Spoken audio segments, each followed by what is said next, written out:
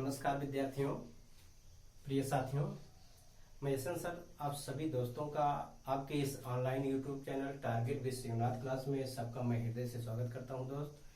प्रिय साथियों, मैं आज आप लोगों के सामने हिंदी साहित्य का सर्वश्रेष्ठ सम्मान पुरस्कार ज्ञानपीठ पुरस्कार से संबंधित कुछ बातें लेकर के आप लोगों के सामने उपस्थित हूं। दोस्तों, कभी कभी प्रश्न ऐसा बनाता है सामान्य हिंदी में कि पूछ लेता है कि किस कवि को या किस कवि की किन रचना पर ज्ञानपीठ पुरस्कार प्राप्त हुआ है, या किस कवि को या किस कवयित्री को ज्ञानपीठ पुरस्कार प्रदान किया गया है। तो आज हम छोटे से ट्रिक के माध्यम से, बहुत छोटी सी ट्रिक के माध्यम से, जो सामान्य हिंदी के लेवल में कुछ महत्वपूर्ण कवि हैं या उनकी रचनाएं हैं जिन पर ज्ञानपीठ पुरस्कार प्रदान किया गया है, उनको हम संक्षिप्त लाइनों में देखेंगे। आइए देखेंगे दोस्त। तो एक लाइन हम लिख रहे हैं, इसमें देखेंगे सुमित्रा के पुत्र राम ने महायज्ञ करवाया। इस लाइन को याद रखेंगे दोस्तों कि सुमित्रा के पुत्र राम ने महायज्ञ करवाया। वैसे राम तो आप जानते हैं कि कौशल्या के पुत्र हैं, लेकिन उनकी 3 माँ हैं। तो बिल्कुल यहाँ पर आप मैंने लाइन बनाने के लिए सुमित्रा का मान करके किया है कि सुमित्रा के पुत्र राम ने महायज्ञ करवाया। और भगवान राम ने यज्ञ करवाया भी था।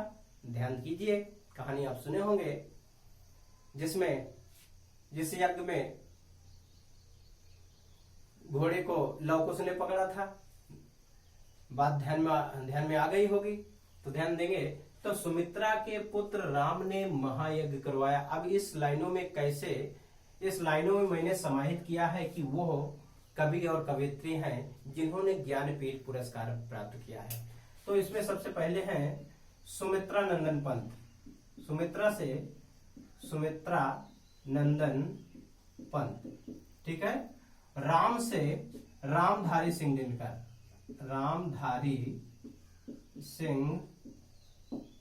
दिनकर, ठीक है। महा से महादेवी वर्मा, ठीक है, महादेवी वर्मा, ठीक है।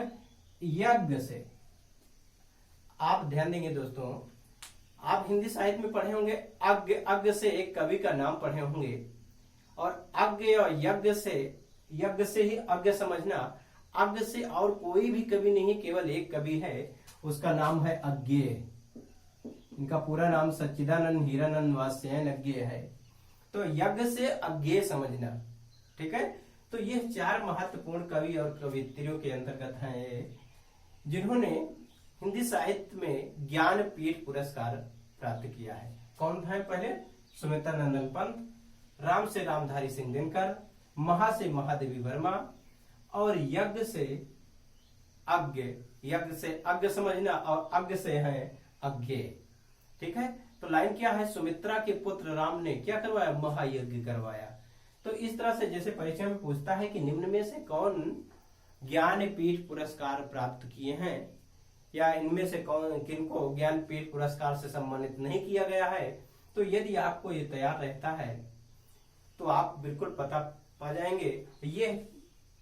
और मैं एक बात बताना चाहता हूं कि यह वीडियो मैं केवल सामान्य हिंदी के लिए, जो सामान्य हिंदी का अध्ययन कर रहे हैं उन अभ्यर्थियों के लिए मैं तैयार किया हूं। बाकी साहित्य वाले जो टीजीटी पीएचडी के एग्जाम देते हैं उनमें तो इससे अलग भी और कुछ साहित्यकार हैं, कुछ कवि हैं, कवित्री हैं जो ज्ञानपीठ पुरस्कार प्राप्त किए हैं। लेकिन जो सामान्य हिंदी के लेवल में पूछता है, सिर्फ केवल इन्हीं 4 में से पूछता है एकदम निश्चित रूप से। तो उसमें कौन कौन से हैं? सुमित्रा नंदन पंत हैं, और राम से रामधारी सिंह दिनकर, महा से महादेवी वर्मा, और यज्ञ से अज्ञेय है। अब बात आती है दोस्तों कि कभी कभी ऐसा प्रश्न पूछ लेता है कि किस रचना पर ज्ञानपीठ पुरस्कार प्राप्त हुआ है।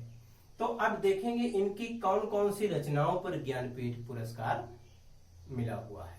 अब रचनाओं की एक छोटी सी ट्रिक देखेंगे। मेरे चिद में बसी है यामा तू कितनी बार, कितनी बार, बस एक लाइन। मेरे चिद में बसी है यामा, मेरे चिद में बसी है यामा तू कितनी बार, मेरे चिद में बसी है यामा। ठीक है, अब देखेंगे दोस्तों, यहाँ चिद से मतलब होता है चिदम्बरा, चिदम्बरा। ठीक है, और बसी से मतलब है उर्वशी से। ठीक है, और यामा यामा से ही है। और कितनी बार का मतलब है कितनी नाव में कितनी बार, कितनी नाव में कितनी बार। ठीक है, कितनी नाव में कितनी बार। फिर से ध्यान देंगे। अब देखिए, सुमित्रा नंदन पंत ने किस रचना पर पाया है? चिदम्बरा पर। दूसरा, रामधारी सिंह दिनकर ने किस पर पाया है? उर्वशी पर। महादेवी वर्मा ने किस पर ज्ञानपीठ पुरस्कार पाया है? यामा पर। और अज्ञे ने किस पर पाया है? कितनी नाव में कितनी बार, कितनी नाव में कितनी बार। तो दोस्तों, यदि रचना में पूछता है कि किस रचना पर, कभी कभी 4 रचनाएं दे देता है और पूछ लेता है इनमें से किस रचनाओं पर ज्ञानपीठ पुरस्कार मिला है। कभी कभी 4 कवियों में से इनमें दे देता है, पूछ लेता है कि इसमें से कौन, किसको ज्ञानपीठ पुरस्कार मिला है। तो ये 2 लाइन दोस्तों याद रखना। ज्ञानपीठ पुरस्कार अगर आपको तैयार करना है तो पहली लाइन है, सुमित्रा के पुत्र राम ने महायज्ञ करवाया। ये तो था उन कवियों को याद करने के लिए।